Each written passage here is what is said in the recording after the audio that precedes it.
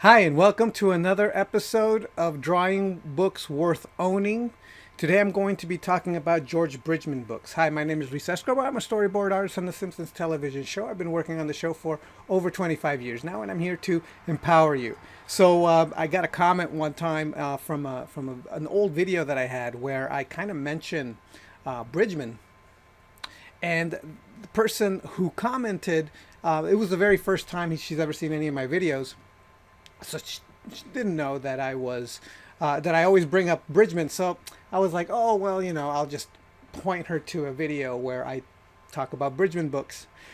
And it turns out that I never made a video where I talk about Bridgman's books. So that was a bit of a problem. I just realized that I'm always talking about Bridgman, but I never actually have spoken specifically about George Bridgman's books. So I am going to now remedy that situation so that I can actually recommend Bridgman's books. So I've got a few of them here. So I decided to do three of them all at once. Usually I only do one book at a time, but this time I did three. And the reason why is because they're all kind of the same.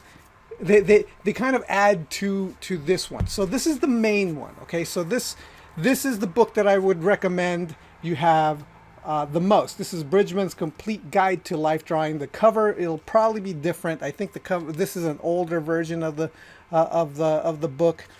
So there are new covers, new versions of the book. And the reason I recommend Bridgman's books so much is because of the solidity and construction of the figures. It's kind of difficult to avoid the fact that you do need to be able to draw three-dimensionally when studying Bridgman. And by studying, I mean copying. What you do is you kind of go through basically every single drawing and you just kind of redraw it, study it yourself, like just copy it, try to emulate it, try to absorb everything that he's saying about all the things. You get things like this where he breaks things down into planes. So it's one of those things where recently I was listening to Steve Houston talk about drawing in general, and one of the things that he recommended was just drawing pots and still lifes and things like that, things that are just kind of simple shapes. And the reason why he would recommend that when you're kind of starting out is because if you could do that, if you could break down things into simple shapes that are just regular objects, then when you start getting into figurative stuff, you're still doing the same thing, only with a much more complex object like the human body. And Bridgman illustrates this more than anyone that I know, any other artist that I know, because he breaks all these things into different types of three-dimensional shapes. And like I said, it's really difficult to escape the fact that the human body is a complex series of simple shapes combined into like compound shapes. And a lot of people get caught up in all the noodly stylization that he uses. If that's the one issue that I do have with Bridgman, is that especially for people who are new at drawing and are trying to study Bridgman, they get caught up in all the noodly lines. He tends to be sometimes a little vague with some of his line work, and sometimes he gets to be a little bit too noodly. And people mistake that for the actual information rather than bypassing that, and it's hard to make that judgment as a new or just kind of beginning artist when it comes to trying to draw anatomy. You sometimes get caught up in all the noodly weird kind of line work and stuff, but otherwise it's still, if you're able to really get past that, if you're able to really understand what he's trying to say, it's absolutely worth studying. There is a story, I don't know if it's true or not, but it is said that the artist Frank Frazetta, if you want to know more about Frank Frazetta, I made a video on artists worth studying in the artists worth studying playlist about Frank Frazetta. But there's a story that he copied Bridgman from cover to cover, and that's one of the reasons why his artwork is as good as it is. I don't know if it's true, but I like the story, so I keep repeating it.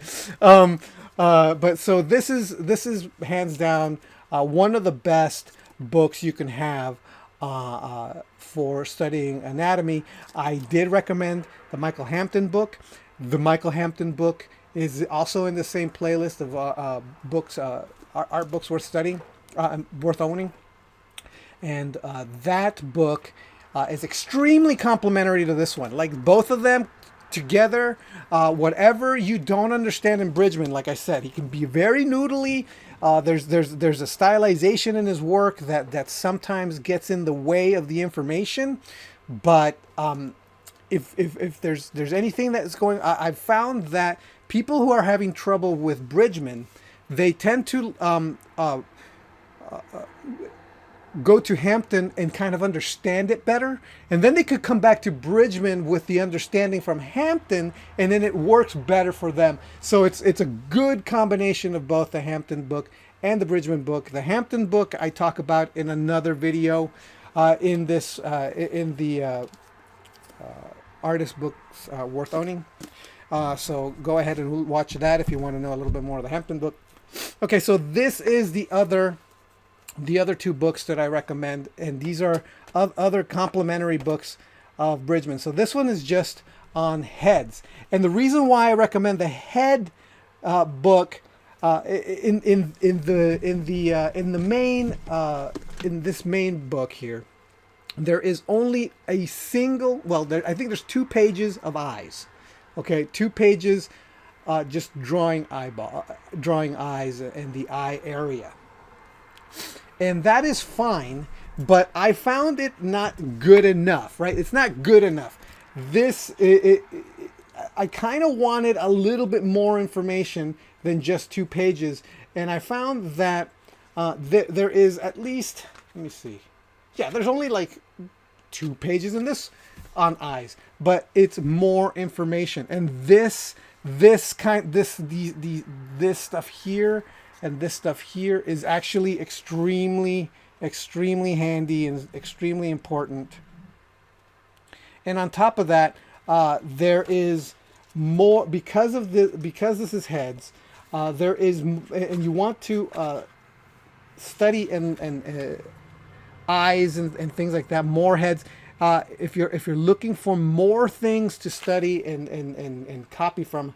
And that's what I mean by study. I mean, just sit down and just do a copy of it, trying to wrap your head around these things. Then there's more here to work off of, and that's extremely important. You just want as much information as possible.